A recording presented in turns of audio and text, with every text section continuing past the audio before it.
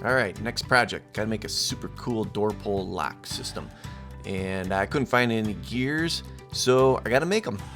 I had to make a profile for the grinder in order to cut the teeth to the right shape I needed. To cut the teeth, this little piece of metal here will help guide me in depth. When I hit the right depth, it'll start to spark and I know to stop. And here we got it all finished up, looking pretty good. Woohoo! Whoop! Gonna have to pick that up. You can see it worked out pretty good.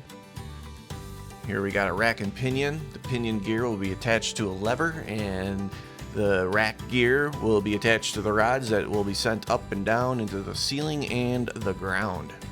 Now we're marking out the spacing for the teeth in the rack gear. I'll be grinding them with the same profile I used on the pinion gear.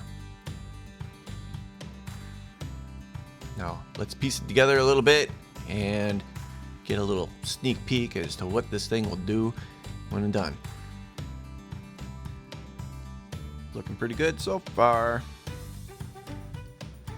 Got some woodworking here to do, but I didn't take a lot of footage of that.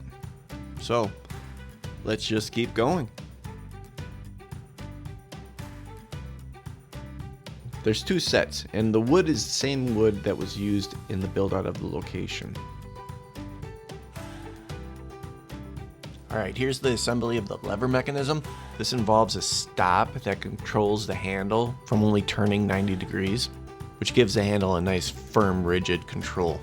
And that's adjusted by the screws on the faceplate. And now we have the wood all nicely stained and finished. Really coming together now. Thank God it works. Alright, here we are on location, and yes, this place is a garage. There they are. Install went good, and everything works perfectly.